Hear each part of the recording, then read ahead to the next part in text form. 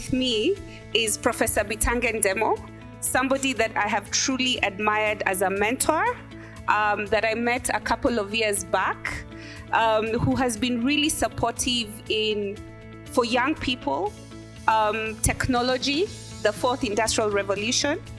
And, he's been really fantastic in terms of anything that is driven towards youth empowerment. So thank you so much for joining us this wonderful morning. I'm sure everybody here is really excited to finally meet you if they've never met you. And I'll just get into it. One of your articles talked about millennials. Are they ambitious enough? And in the article, you did mention that millennials, which I think are 90% of the people inside here, the average age for today's event actually is 27.8 years old. And you mentioned that millennials are young people spoiled for choice. Maybe you could tell us more about that. Good morning. The way we grew up is totally different from how you have grown up yourselves. When we say that the first time I wore shoes was when I went to Form 1, and I told it to my daughter that this is the first time I wore shoes.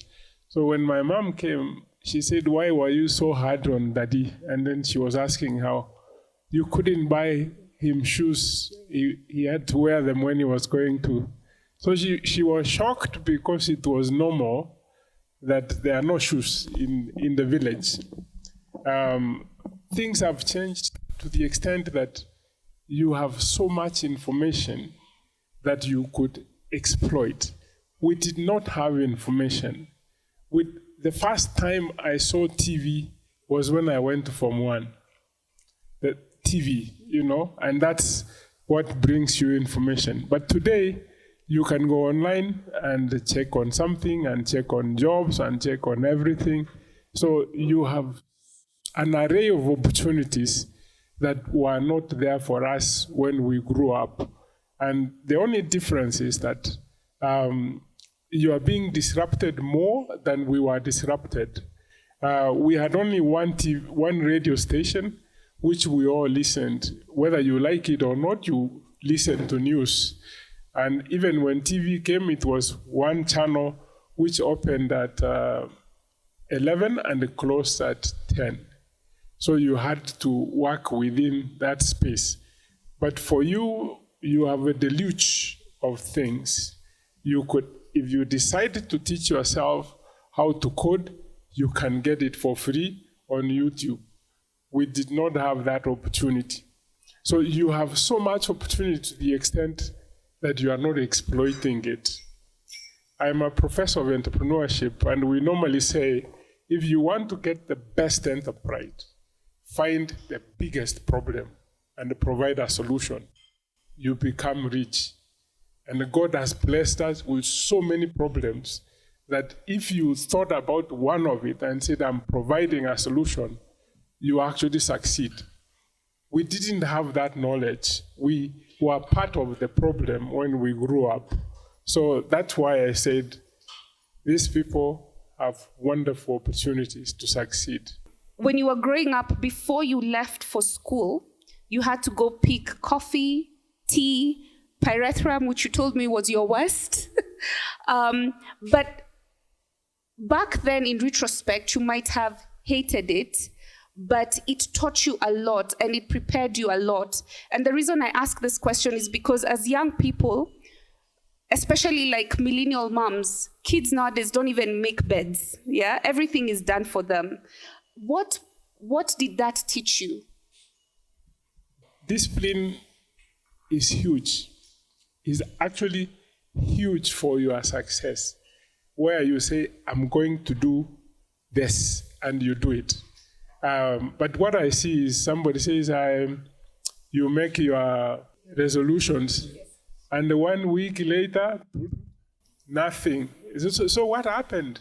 I find so many people, I say, this year, I'm going to lose weight. And then 2-3 days, they say, yo, it's okay. YOLO. Yeah, we say YOLO. You only live once. Yes. So discipline is the biggest thing that has helped even Western countries. Even when we talk about Singapore, that we were in the same spot in the 60s, Korea, everybody went to military and they had so much discipline that when they are given work, they finish that work. They do it fast. So that has taught me, that doing work in the morning, I use it today. Yeah? I write between 5,000 and 10,000 words every week. Two columns, Nation and Business Daily, and there's some international and academic write-up. I have to stay and write. So people ask, what is the motivation? It's because I was spoiled when I was young that I've got to wake up and do something. Have you heard people say, do something, do something, please? Because people are flipping through the TV to watch. I watch 2 channels. I watch news, and when I want to spoil myself, I watch National Geographic. Those are the 2 I watch. The other ones, even when my wife watches the food, I normally watch for 5 minutes and go do other things. When you think you can watch 300 channels, then your life is finished. Your life is finished because you become a slave of, this is on, that is on and stuff. You have no idea who Kim Kardashian is. Okay, speaking of challenges, I know you studied abroad and you worked 22 hours out of 24 hours in a day. In summer. In summer, yeah. Just tell us your journey, because a lot of times as young people, when you want to do something, you've already looked at all the barriers that are against you, instead of approaching it in a way of, how do I overcome these barriers? And then there's this saying, I love saying, comparison is the thief of joy. Did you compare yourself with the students that you used to go to campus with? How did you make it out there? I landed in the US with $1,500 in September. That's the first semester. And I paid everything in fees, but my brother was there. I stayed with him. And he told me, you gotta find a place to stay for yourself. So quickly, I started washing dishes, washing toilets, washing everything to pay for my fees and also pay for my rent. And I say that was the best thing that ever happened to me. Because if I tell you my whole journey, it came from that discipline of work. So in summer, you would wake up very early at 5, 6, you are washing toilets. At 10, you are a waiter. At 3, you are washing dishes. In the night, you are delivering newspapers. So you actually go to sleep at 3 in the morning, and at 5, you are waking up 2 hours. And then that is summertime. Then you raise money to pay fees and then work 20 hours during the studying. That was very helpful because when I finished my undergraduate, I went to work as I used to clean where the horses run. You clean the stands where people were.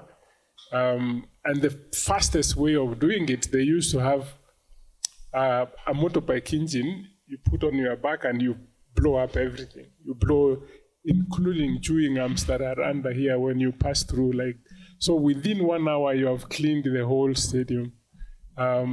We used to be 3, but one day I was doing it by myself. And there was a man standing there watching how I was doing it.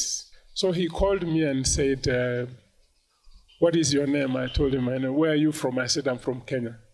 What are your plans? I said, I finished my degree. I want to make some money, so I go home. What would you want to do? I said, I want to work, maybe do a master's program. So he said, come see me tomorrow.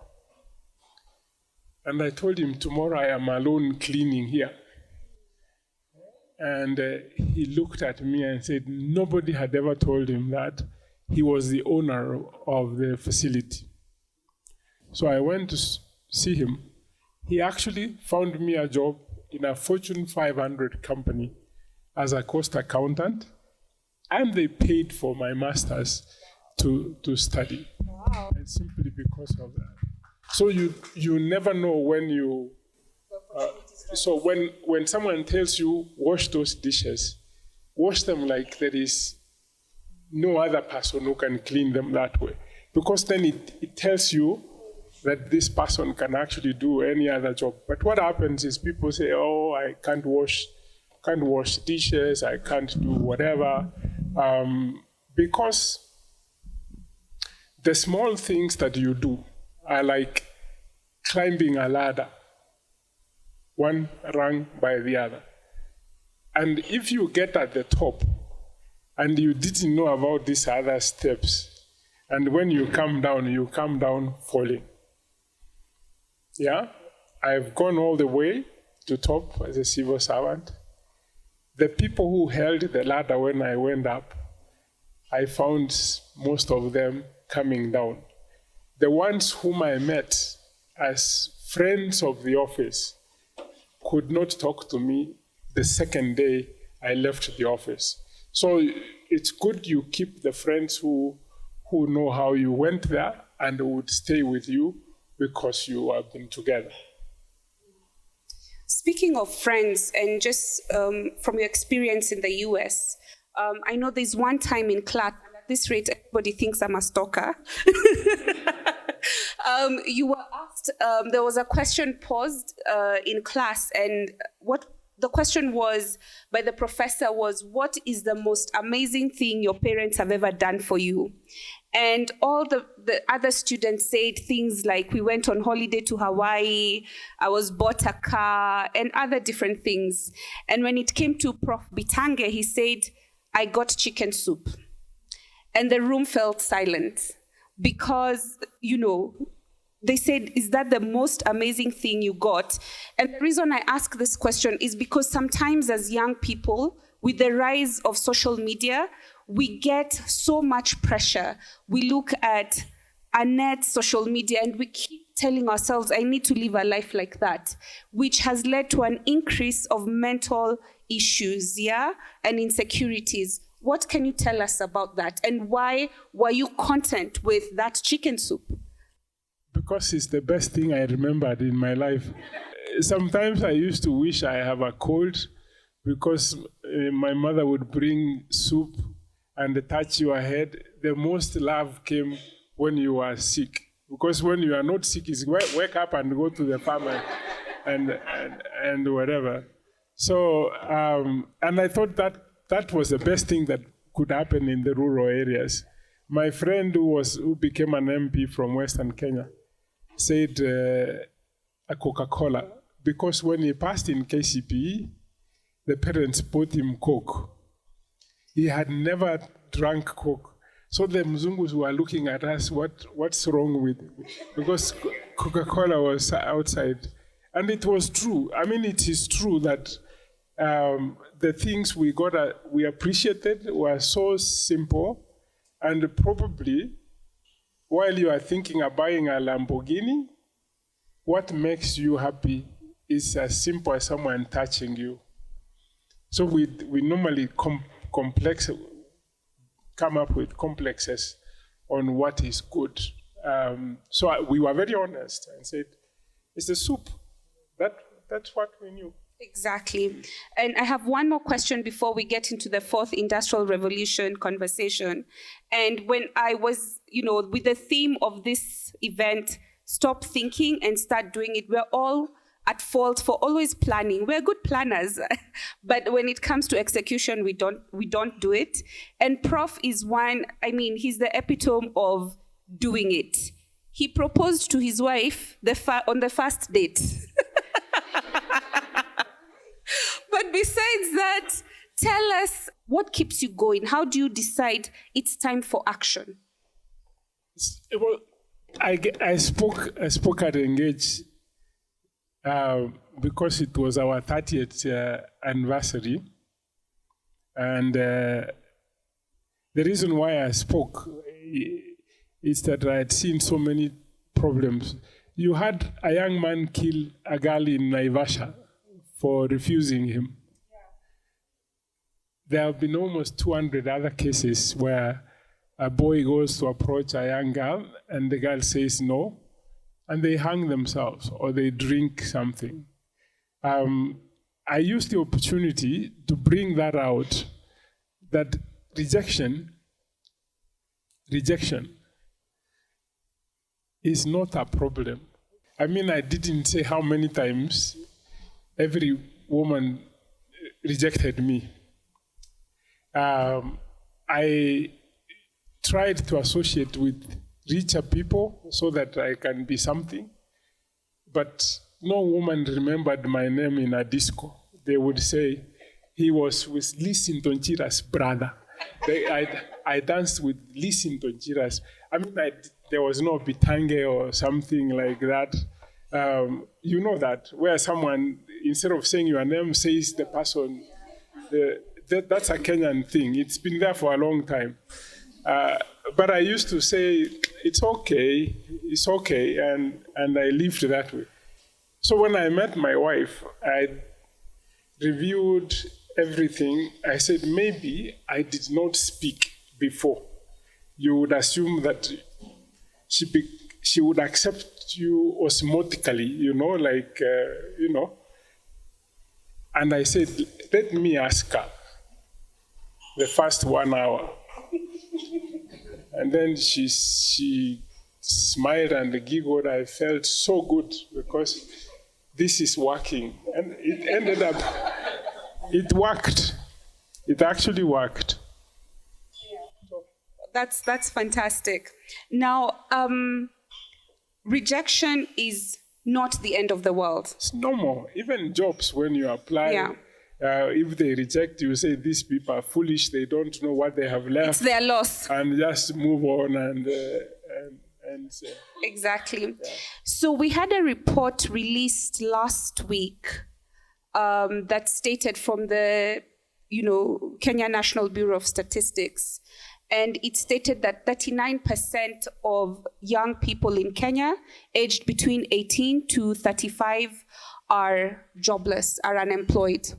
And it further emphasized or complemented the report by World Bank that Kenya is leading in East Africa in terms of youth unemployment. Now, youth unemployment has been an issue that we can date back even before we were born. There were issues to do with young people getting opportunities. I don't know, there's that on one hand. On the other hand, there are people you interact with and you hear, we're looking for a wash specialist, we're looking for a mason, we're looking for a data analyst, we can't find.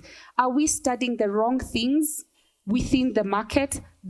Are the skill set matching what the demand is? That's one thing, but the other thing is we don't have dialogue like this. I mean, we don't get to talk to young people in many. I said I cleaned the toilets, but I don't clean them now. I mean, what you do just gives you a step on how you can climb.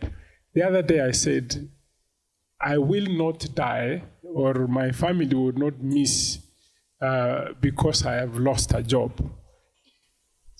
If the only job that is there is to drive a matatu, I would actually drive that matatu. But my goal would be that in the next 1 year, I would own mine. In the next 3 years, I will own 5 of them, Bottom line is that you have the resources, but people see blank when things don't work their way, and not saying, let me start from the bottom and I climb up, When I left as permanent secretary, I went back to the university. I had left university when I was a senior lecturer. And to move up, you have to publish widely. Then I said, I want to go to the top in this new thing. Published, became associate professor. Published, became full professor, Now I've reached the apex of promotion at the university. Now I'm trying to figure out what else can I do. I want to write books so that you can say Ndemo wrote that book, Ndemo did whatever. So it is you to put what you want to do, the goals, the objectives, and you attain one by one. I didn't go to, I shouldn't have gone to university and say, because I was very senior, give me full professor now. It wouldn't have worked. Even the other professors would not accept you as a professor. So you actually say, okay, I am here now, so I have to work it out of here. You can't be stuck in the escarpment and still wait for the vehicle. You say, if it is walking through the bush, I would walk and I get to somewhere where I can see people. You see what I'm saying? So you need to be realistic. I was trying to help one of my relatives' son. He got a D+ in KCSE. So I said, do you want to go repeat? He said, no. I said, I will pay for you fees if you go to Rift Valley Institute and study either carpentry or masonry. He went there for 1 semester. I found him at home. And he said, this is for old people. It's not cool. It's not cool. Yeah?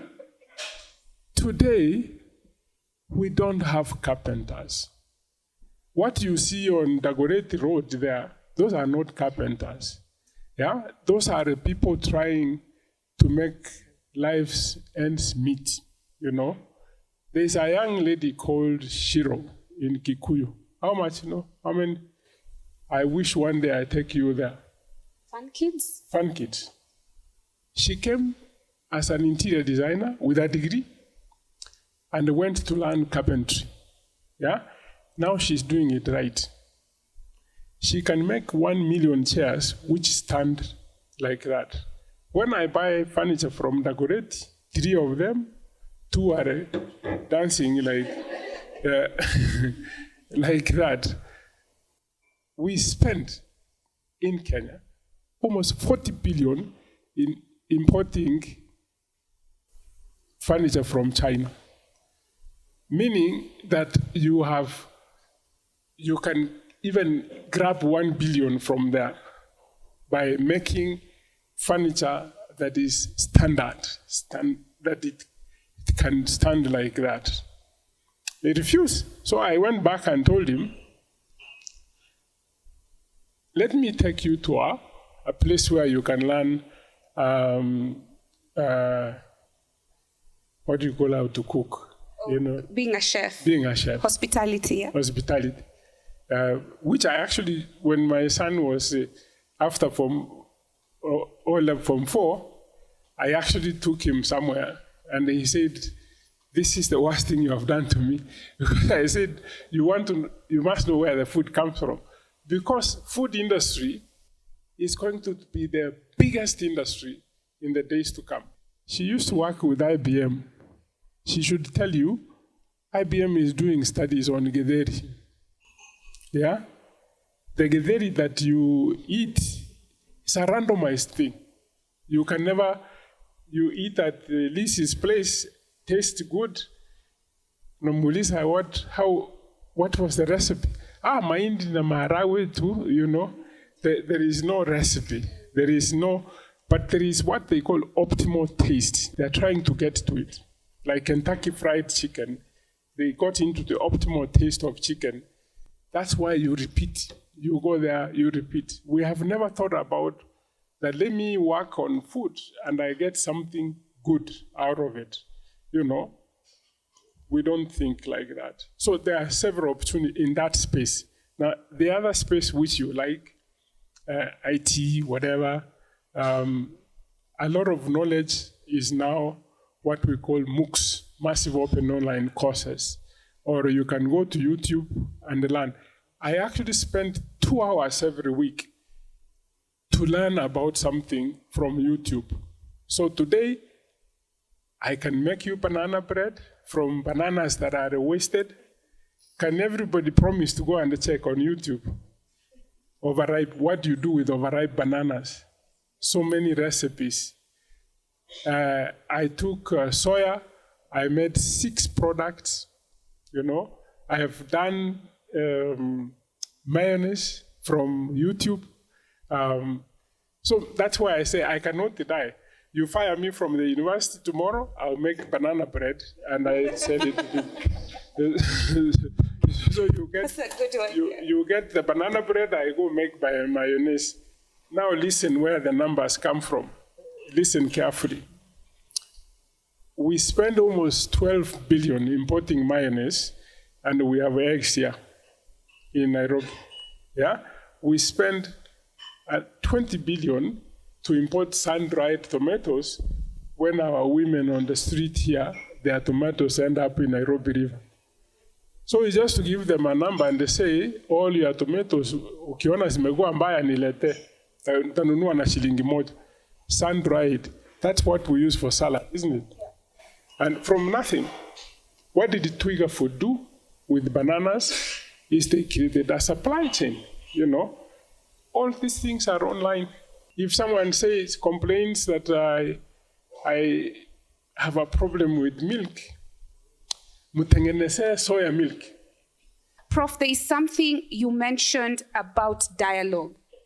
And it's fantastic that you mention it, that we don't have enough spaces where maybe the older generation or people who make the decisions interact with the young people to understand their needs. What do you think can be done to change that? You have already started it. We say an idea is you look at something that is existing and combine 2 things to create new things. And that only happens if you are many people in an exercise we call brainstorming.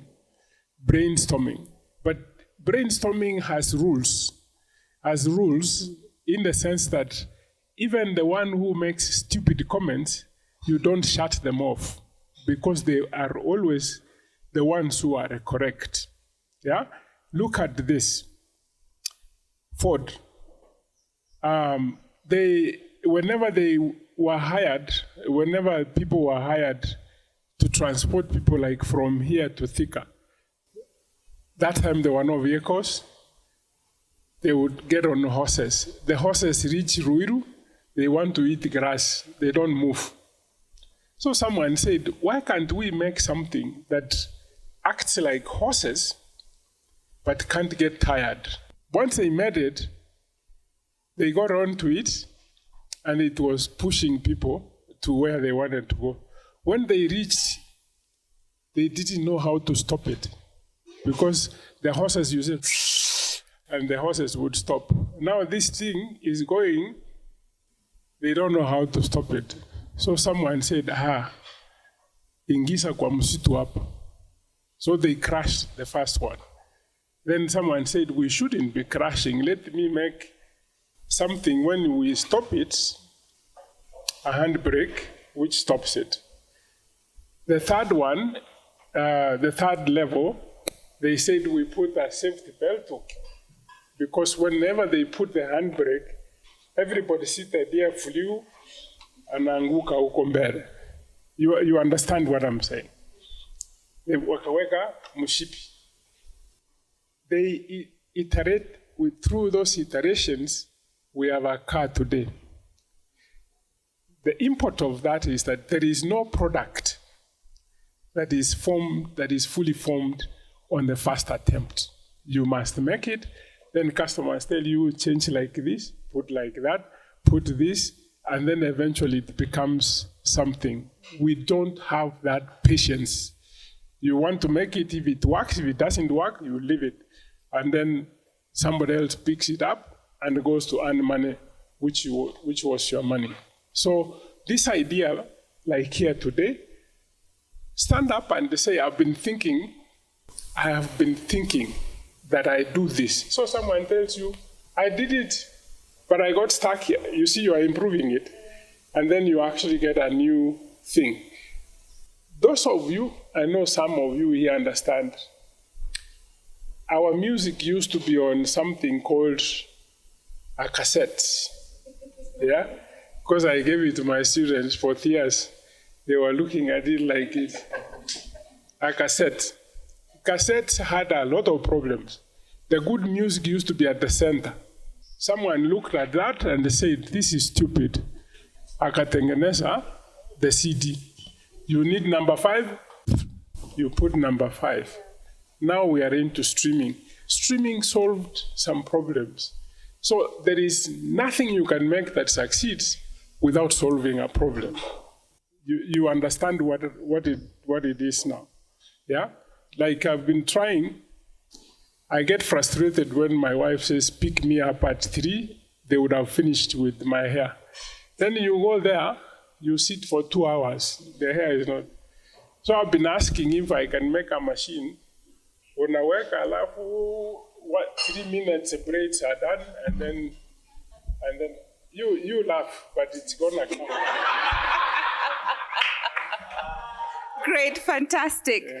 So maybe my final question as I open up the platform is, what is your challenge to the young people here today? What do you want them to do when they get out of this room? Be curious. Be curious. Why did this happen? Why is this happening?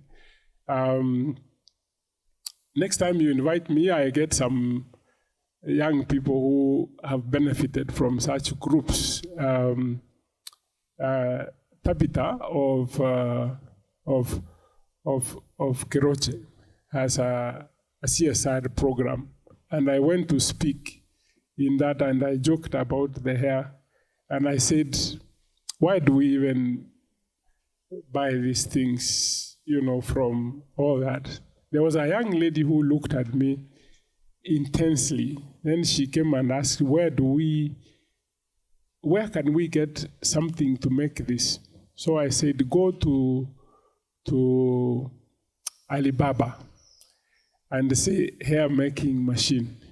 So she actually went to Alibaba, traveled to China, bought that machine, less than $1 million, and started making hair.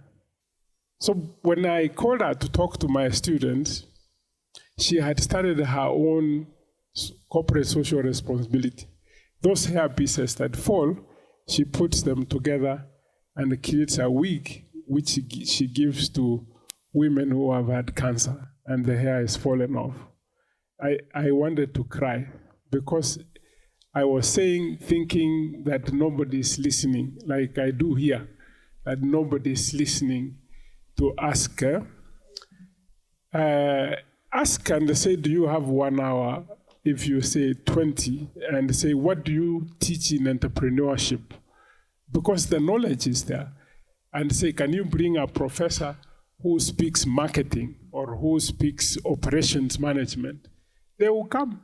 They will come and tell you, this is what happens, and you can go implement. But if you don't ask, if you are not curious, Ata Mungu alisema, ask and you will be given. So if people don't ask, how do we would stay in there at the university, you stay out here, you are suffering. But I see so many young people who have come up with an idea, and I say, make it this way. What problem are you solving? Because that question answers what the investors would ask you. What is the value proposition of your idea? Which is, what problem are you solving? Is it a problem? Is it a problem? Yeah. There are some things you create a value out of nothing. Like I said, if I am desperate, I want to be manufacturing rasta. Yeah. And I wear it, so like now I could turn like this, and everybody would ask, where do I buy that thing, Or use celebrities to do it and stuff. You make from nothing, stuff like that. So who's the most curious to ask the first question? Oh, there. My name is Deka. I mentioned I do communications at UN Environment Program. The topic today, and thank you even Liz for putting it up, yeah? That stop thinking, start doing. But then it reaches a point you mentioned, we are generation spoiled for choice just because of the information we see. And then it introduces the concept of there's a lot of information that perhaps does not translate to knowledge.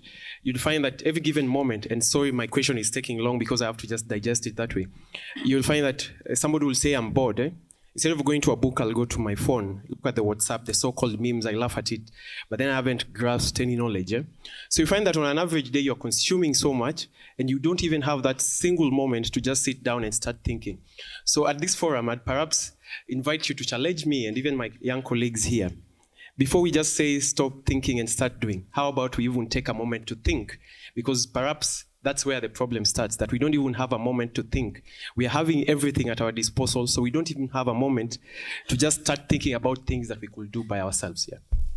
We are consumed by the rest, by other people's interest, you know. But in most communities, they have something called meditation and a plan.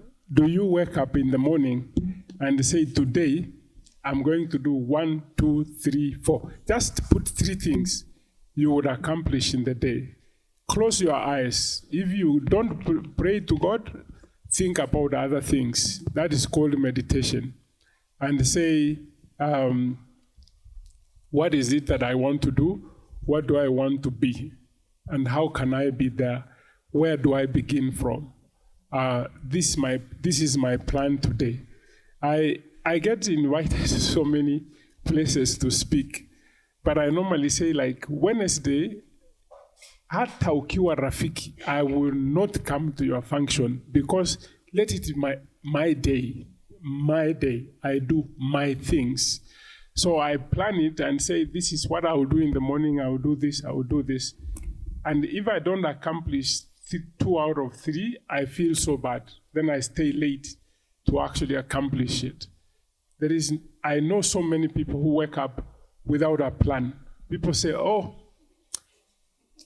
we're gonna go have a drink," and then you say, "Sure," and then at the drink they say, "We're gonna go to a movie." Sure, and sure. I mean, then at night you don't even take stock of what you have accomplished, and there's other people who are driving you, who have their agenda. Then you find on a Thursday, you can't find them. Wako mteja.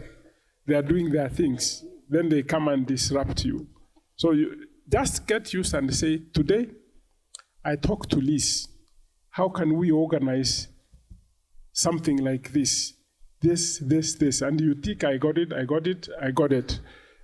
You would end up doing much bigger things through the plan. So I try at the beginning and on fast to spend time and say, what do I want to accomplish this year? I say, I want to write 6 research papers and start a book. So by March, I'm reviewing, have I done 1? Have I done this? So you can be able to do such things. Yeah. Thank you so much for that question and the answer. Next question. So one of the biggest issues we're having is actually depression, or just basically mental health in environment. What is the one thing that you can encourage entrepreneurs and people who are in the work environment to create a forum for such conversation to happen? Because so long as it doesn't happen, the young guys are actually very frustrated because some of these things are not just a quick fix kind of method. So what is the solution towards it? There isn't a straight solution. And what Liz forgot, she forgot for me to talk about the 4th Industrial Revolution, because it answers a lot of those questions. Please go ahead, answer them. 2018, when I talked about Ford, before Ford, people looked at the way they were digging and said, we need to mechanize agriculture, mechanize things. That was in the 18th century. 19th, they came and said, we need to produce mass so that people can afford, you know. If they did not introduce mass production, very few people would have just afforded. in the 20th century, we got ICTs, which have brought us to where we are, that today you can actually apply for the passport from your bedroom. Just a few years ago, you ask a few people, Daktari, you used to go to Nyayo house to pick the form and fill the form and go look for the chief. Imagine. And find the chief and come back and find whether the guy at the desk has the mood to receive it. Then it used to take like, actually 1 month, you'll be so happy and say, I got it in 1 month, you know. But today, 2 days, you can get the thing. ICTs have created greater productivity. Now, you've been hearing the fight between America and China on 5G, on Internet of Things, on blockchain, artificial intelligence. These technologies are the ones that would run the world from last year. They will be running the world for the next of your years you are living. They are already doing it. Yeah? What they give you is a blank check to do something here and sell it across the world. That's why they are fighting over 5G.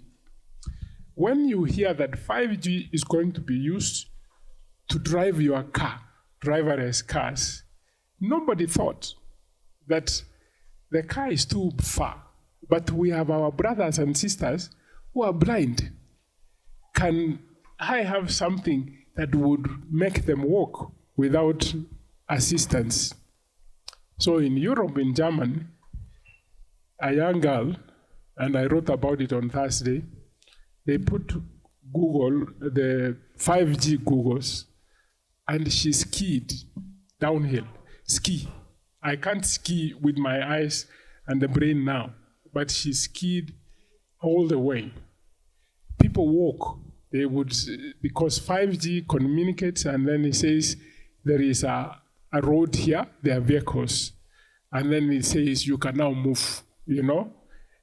Imagine, just think, every enterprise is going to be rewritten.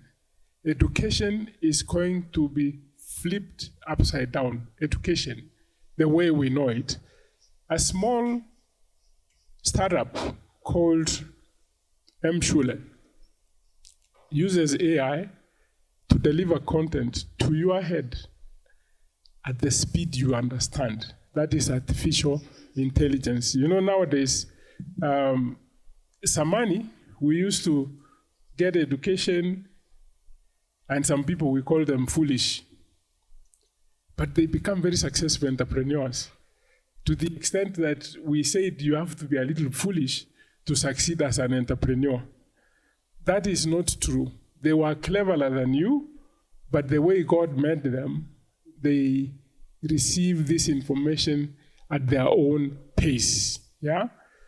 You've been to a comedy, someone says something, other people laugh, and the others, when you are in the car, they start laughing. It was actually funny, you know, because they have been processing it. It is now making sense after a few. Now, AI is beginning to solve that because 30% of us globally have dyslexia without knowing, or ADHD, or autism. They can be as you are if you give them content at that speed. That is AI. In business, the business models are being changed. Yeah? Facebook, does it charge you to talk on WhatsApp? Doesn't. Does Google charge you to use them? No. So Americans are saying Chinese have made this 5G, we would make 5G and give it for free. So instead of bundles, you just walk anywhere you have Wi-Fi, you know, without paying. So what happens to telcos? Watakufa. They have to think, and they say now even us, we need to create something for free and find a new way. How are they going to pay themselves? Because they have hooked you with movies, then now Netflix, you would sign up or pay like that, which pays for your broadband, and you receive it for free. You get my point. Every enterprise is going to be written using these new technologies that have come. Now you must begin to ask, how can I deliver? How can I deliver education to many people and they pass? You can now teach from home. Yeah? This now gets me to the future of work. It's going to disrupt the current job that those who graduated this year, by the time they are 10 years from now, 10 years of experience, they would have changed job 5 times. And probably, if you did history, probably you'll be a programmer somewhere. This is what is happening. The secret is that you can't say that I have got a very high IQ. You should be saying, I am highly adaptable. Meaning, kama vitu imegeuka, tuende pande hii, tuanze kufanya these ones. But if you say, I'm an accountant, I've got CPA, so I'm looking for a job and I can't get, you will never get a job. Stop that, because accounting itself is being automated. Yeah, they need somebody to do data analytics so that they can be able, that's how you say it, that there are jobs in data analytics and there are people who are working without jobs. So you need to know the way, and then it's going to be informal. Look at what coronavirus has done. Coronavirus has done. The US, they are saying the works that can be done from home, mufanye from your homes. Yeah? Because why do you need to go and sit in an office if you are doing things online? So what we need is broadband and the rest.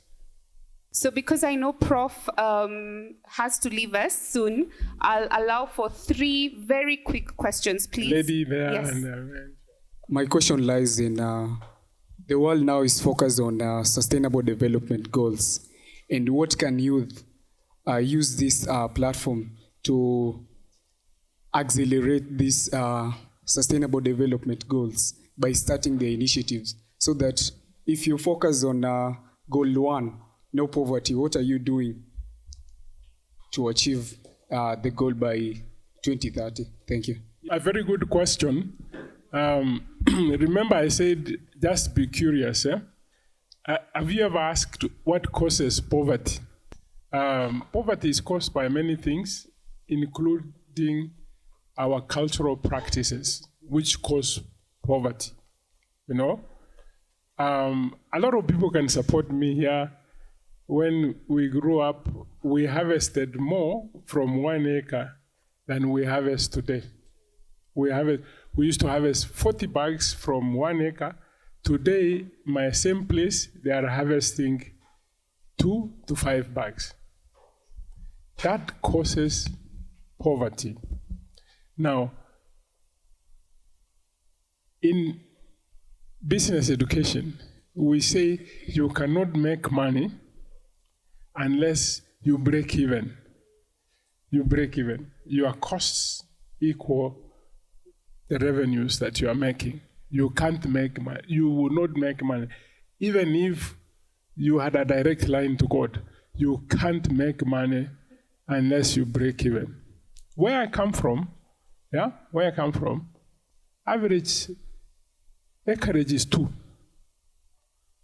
For you to make money from tea, you have to have grown 2.5 acres of tea to make money. Now, average is 2. You put a house there, you plant maize, quarter, you do whatever. You are doing hopelessly zero, and utakuwa maskini mpaka mwisho. Mpaka mwisho, you know?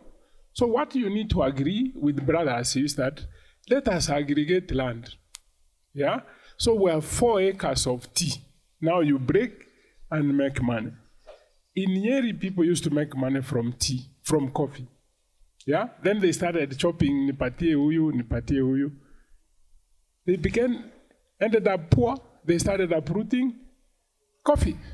That's uprooting. They couldn't figure out where they were. Nobody went to explain these simple things, break-even, productivity, which are very key in your success. So one of the biggest problems of poverty is information asymmetry. If someone came and gave you information, wachana na hii, let us grow. Now, when I wrote something about land subdivision in Kenya, people almost killed me, said, bwana, where would we be buried? You want to live or you want dead? You know? Why can't you? There is Hindu crematorium, hiyo mambo inaisha. Unawachia watu kukula. You get the point. You can't change. The emotions, people say, even me, I need one. You get 1 acre. What would you grow there and earn? You can't earn. I said the new technologies will drive the future, isn't it? Big data is one of the new techs. Yeah, we were talking data from. You remember when Kibaki launched Kenya Open Data, yes. 2011, and my thinking then was actually people need data to make decisions. Today, we consume 800,000 tons of fish. We produce only 200,000 tons. So the Chinese realized, oops, there is market. They started bringing us fish from China. Nobody has gotten angry to say they can't do it. Let's produce more fish. That is where the jobs would be. Yeah. Today in Indian Ocean, tuna comes to spawn from January to July on the Indian Ocean between Kenya and Somalia. The causes for piracy was tuna because it comes here. We didn't know about it.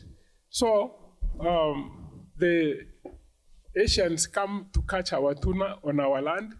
They can take it and export it to us to buy, Do you know one bluefin tuna, what it costs? 2,000 to 5,000. You can Google 2,000 to 5,000. One fish, one. So if we went and caught 4, we have how much? We have 20,000. How do you finish poverty, my brother? Today, we did another curiosity thing. I went to 3-4 weddings, and I saw some phenomenon that young people were not eating ugali. Yeah? And I said, this is very strange. 4 weddings, ugali narudi vile ililetwa. Lakini chapati na mchere, you don't see it. So I said, let me look at the data. Wheat consumption within 5 years has moved from 900,000 tons to 2.4 million tons. You can check. Yeah? And then maize consumption has gone down. That's how you see in the North Rift, wako na mahindi, wanashindwa mahali ya kuuza. The demand dynamics changed, Then I said, this is wrong. I went to Naivas, the daily site. People like you come, one chapati and a stew, they go. I said, if they are all eating wheat, why are we growing maize, So I said, maybe we are growing it for poorer people. I went to Mathare, I went to Kibera. There, the chapati that is being made by those women on the street is big, You have seen it. And some of you have not gone to those places. It's huge round. They swag a half of it at night and a half in the morning. Meaning that unless we pass that information to the farmers of maize, they would be having maize rotten in NCPP, which they are not earning from. And that's how you deal with poverty, when you have information, when you have data to make decisions. My name is Shadrach, And mine is to do with ethics, especially when we're running businesses. Many of us understand and appreciate that it's good practice to run businesses ethically, but what we see is the exact opposite of that. And the youth are especially crying about ethical business practices, which then leads to sustainability. So what is our space and what can we do individually to actually make sure that that is happening? Actually, that can be dealt mostly by awareness and the people discussing things very openly. And because social media is there, it can actually help us to align. If you saw something, say it. If you saw something, say it. Because when you keep quiet, nobody knows. But we must begin to look at what has happened. I've done 4 articles now on Africa Free Trade Area. We are not discussing it. How are we going to take advantage of it? If Kenyans are doing this, you can do it in another space, meaning that our products have to be at the global standards. Part of our biggest problem and the poverty is that we don't improve the quality. We don't improve the productivity of the things that we are doing so that we become global competitors. And the only way to make it to that level is to get into that space and they force you. We are doing good in tourism because we are competing with other countries and we learn and improve one thing. We need to comprehensively make it a competitive place. So you cannot be selling things within your village and say, my brother here shortchanged me, and then you spend time getting annoyed. I actually say that one of my, from the last 5 years, is that I will not be angry at anybody. Ukinifanyia hiyo, naenda huku kwingine nafanya. Because you waste your mind thinking nimefanyiwa mbaya, nini na nini. You say, to hell with this bugger, let me go and deal with this thing. If I had time, maybe next time, I would tell you how enterprises succeed. You cannot succeed where you were born with an enterprise. It never works. You need to move somewhere and do it because there is a general tendency. If a Mwindi opens a shop and you open on the side, the tendency is that people would buy from a foreigner. And you unasema sasa kwa nini wananikataa? These things like that. They come to you to ask you to give for free. If you can dish it for free, they can come. You don't succeed doing it that way. Thank you, Professor, for your wisdom and your time. My name is Esther, and my question is, I would like you to briefly touch on the fear of failure, which causes a lot of inertia. And the second is innovative ways of finding financing. This is a perfect question. Actually, failure is one of the best things that can happen to you because if you don't give up and persist like Ford did, then you fail completely. If you don't give up, then you succeed because you know where the problems are, you correct them. And as I said, there is not one product that comes out fully formed. The area that research has never told us is when do you give up trying? You failed once, failed twice. When do you give up? I usually say you really need to listen to Kenny Rogers. Yeah, you gotta know when to go. Me, I don't know what time is. You just have to know that this one, imeanguka kabisa. But I've known people who have tried something like 6 times and it succeeds on the 7th time. Nobody can tell you, but failure is the best teacher that you can ever get. And this is what we were saying about young people when they fail to convince another lady to be their friend. The solution ni kamba anaweka juu anamaliza. Then there's no chance for coming out of that. So failure is important. The other aspect of innovation, when I gave you the example of Americans bringing 5G and giving broadband for free, it would change the business model that we have now for telecommunications. That idea was brought by somebody called Schumpeter. He said that if you want to be a good entrepreneur, you must be willing to creatively destroy yourself, knowing that you are destroying yourself, and creatively recreate yourself. Yeah? If I was selling bananas here today, I can make a huge margin, like 100%. If I put them at 10 shillings, I can sell 20 because there is no competitor. But the moment two other competitors come, you find the other one, kuna mtoto nyumbani anasema, mimi nitauza na 15, you know? Now the margins begin to collapse. When you see that happen, you need to destroy yourself as a banana seller and tell this other one, kesho, munilete mingi. I come with a blender, so tomorrow I'll be selling banana smoothie. Yeah? Wanaangalia wanasema, oops, yeah? Because the people come and say, here is a banana smoothie. So now I can put margins at 100%. Now, if these people are clever, they come with their blenders the following day, unaangalia unasema, no, you bring, I'll make banana bread. So, but you have destroyed this, you have destroyed this, and you are in that space. What I'm trying to say is always find yourself where you have confused your competitors. You confuse them, and they try to figure out how you went there. If you don't do that, they will destroy you. They will completely destroy you because they can lower the margins. You are the ones who are the first entry into that. So that is the whole aspect of creativity and innovation.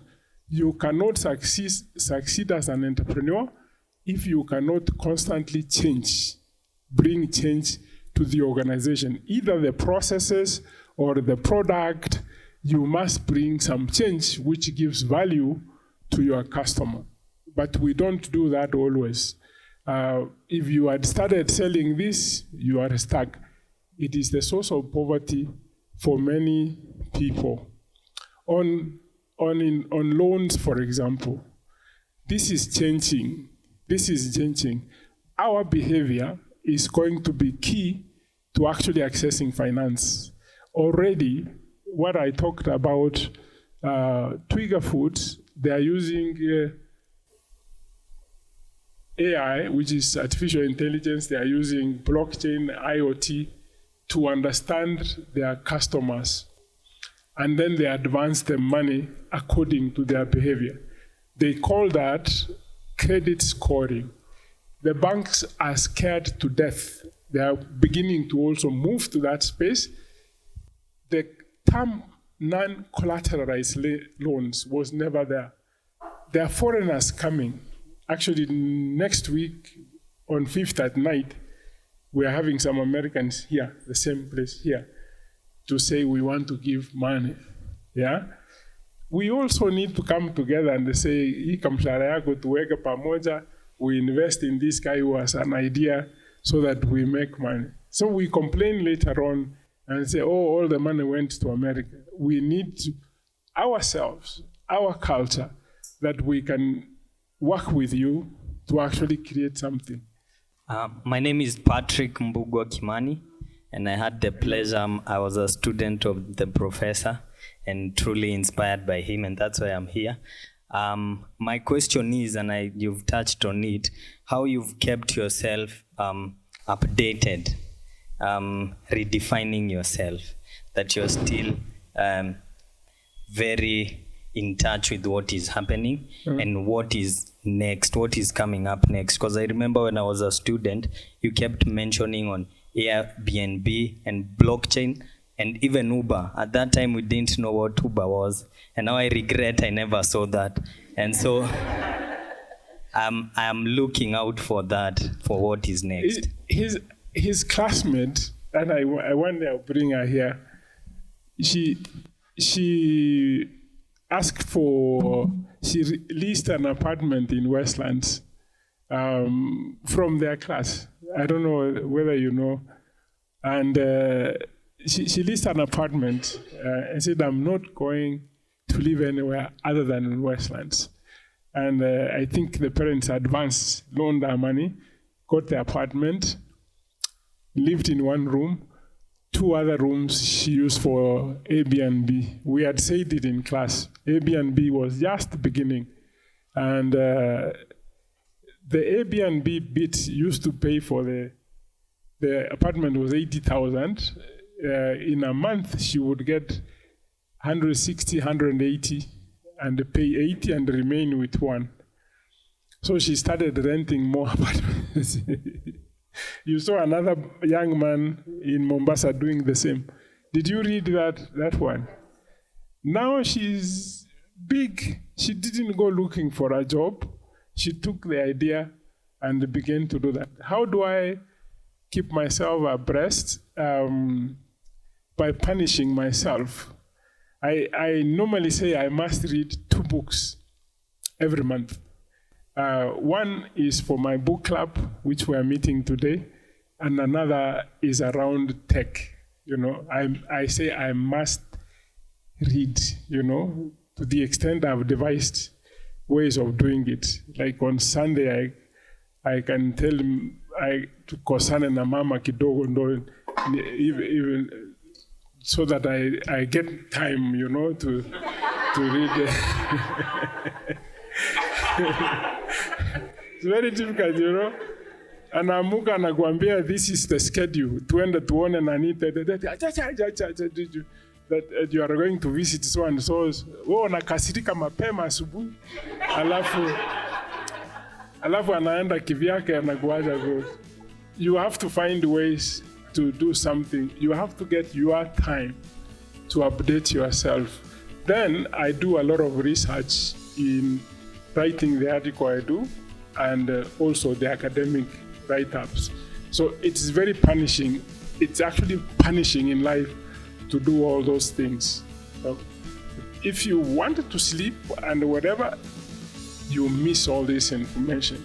But it's good to say what book is there, whatever, and stuff like that. And then you do.